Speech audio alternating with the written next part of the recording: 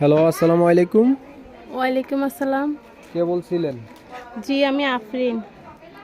আফরিন। জি বাসা কোথায় আপনার? নোয়াখালী জিয়াসর আমাদের বাড়ি। নোয়াখালী জিয়ারসর।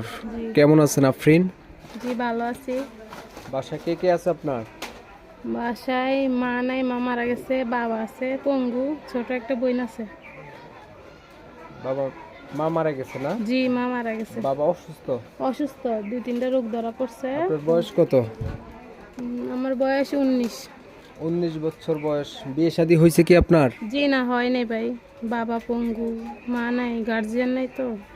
গার্জিয়ান বলতে বর্তমানে কেউই নাই? জি না, ওই অসুস্থ বাবা ছাড়া আর কেউ নাই? আর কেউ নাই। লেখাপড়া করছেন নি আপনি?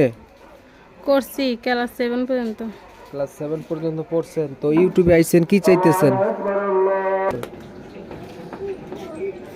ইউটিউবে আসছিলেন কিসের জন্য বলেন?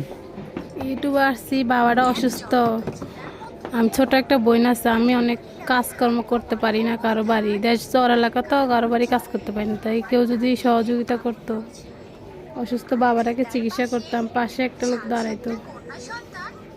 বর্তমানে হচ্ছে কি ভাই, কেউ তো ফ্রি ফ্রি সহযোগিতা করে না। ধরেন সহযোগিতাও করলো, প্লাস যদি কেউ বিয়ে শাদী করতে চায় আপনাকে।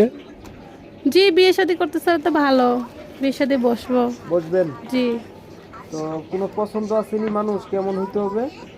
কোনো পছন্দ নাই, যেমনই হোক, সে বয়স্ক হোক বিবাহিতা হোক, কোনো সমস্যা নাই, সে 2 বেলা 2 মুঠ খাওয়াইতে পারলে হয়েছে, পাশে দাঁড়াইলে হয়েছে। দর্শক শুনলেন আপুর কথাগুলা, আসলে সে অনেক কষ্টে আছে।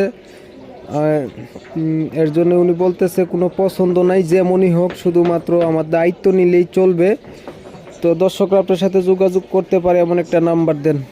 জি নাম্বারটা 018 018 37 37 355 355 690। 690। জি আরেকবার বললেন। 018 018 37 37 355 355 690। 690। জি আর কিছু বলবেন? জি না ভাই, আর কিছু বলবো না।